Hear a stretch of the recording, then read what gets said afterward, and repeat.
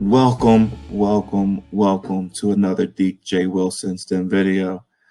This video is in line with the additional training series that I've done for Schoology.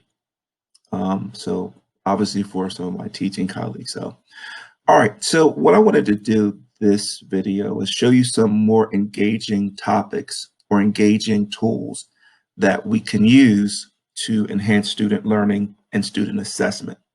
Specifically for short answer essay questions where we're looking for more of an explanation or reasoning or logical explanation response. Okay, so what I'm going to do, and again, I'm back in my same test question bank that we've used before. If you don't know how to create a question bank, there's a video that shows you how to create a question bank. Okay, so I'm going to click on the drop down arrow. So add a question. I'm going to add a short answer essay question. Okay. So the question I'm going to ask is,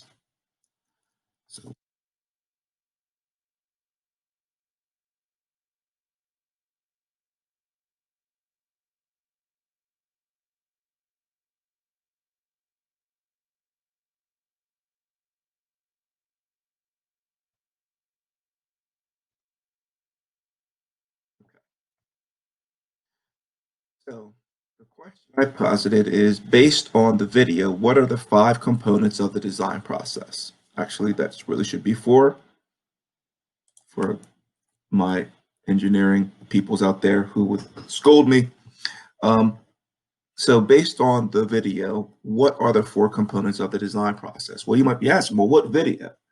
So one of the cool things that we're able to do within Schoology is we are able, if you look at your toolbar here, this button right here where it says insert content, excuse me, if you click on this, it allows you to do several things. One, it allows you to insert media. So if you have a picture saved on your computer, you could insert that file. You could insert a link to a certain page. You could insert symbols, insert equations. Actually, I'm going to show y'all my math peoples. I'm going to show y'all this one a little bit later on, okay? If I have something in Google saved in my Google Drive, I can insert it. OneDrive response from obviously Microsoft. But for this particular video, I'm going to insert a video from YouTube, okay? So check this out. What I can now do is I can explore YouTube. If I know the video, I can copy kind of like the link, but I know the creator of the video, which is me. So, and then watch this. See all of the videos that I've created previously, it pulls up. And so if I wanted to make sure that I have the right video, I could click on here and it'll actually play the video for me. Or what I can do is I can click, if I know this is the right video, then what I'm going to do is I can click on the checkbox here, and then I can import that video. Now, one of the things I would always encourage you to do is import it as an embed, okay? View allows them to view it, but this will be clear of why I'm saying import as an embed a little bit later on once we insert this question. All right, so once I click on this, it inputs the video, okay? So let me just show you a few more things that you can do with the question here. All right, you can make a character limit, okay?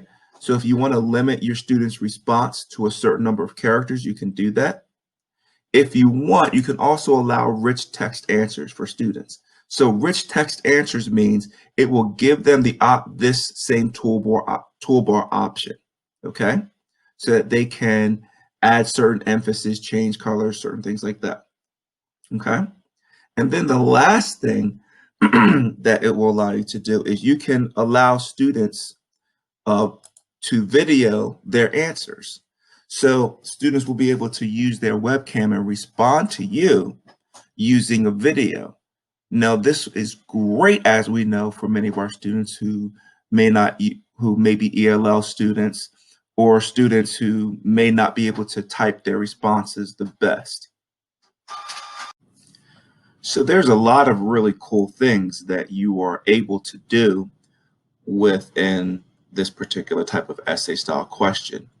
So obviously the character limit, allowing students to format, and allowing students to respond using a video or audio answers. Okay.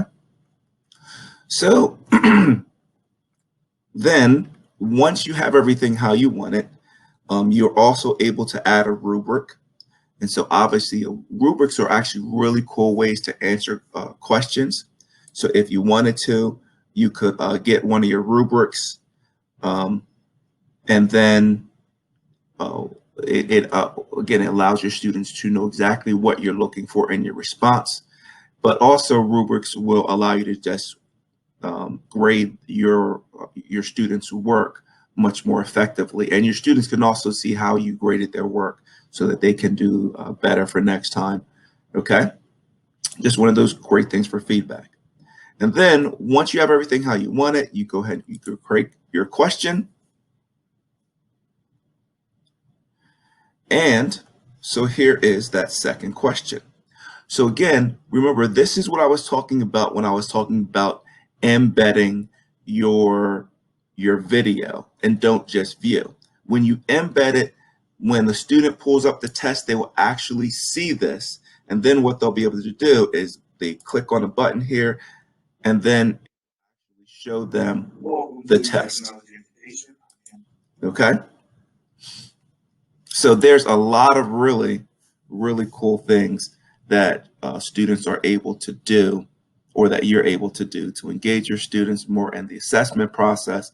Again, this doesn't have to be a formal test, but it can just be an assessment of a student's knowledge about a particular topic, just to see exactly how students are going along. And then what's great is, especially with us going on with the COVID-19 pandemic, and you can always, this could be almost like your exit ticket question to see how students are following along, or did students really get everything that they needed to get out of that particular day's lesson. So again, a lot of really cool stuff that you can do with these short answer essay questions. Again, thanks for watching, and more videos to come. And hashtag go build something cool. Hashtag STEM is fun, and be great. Thanks for watching.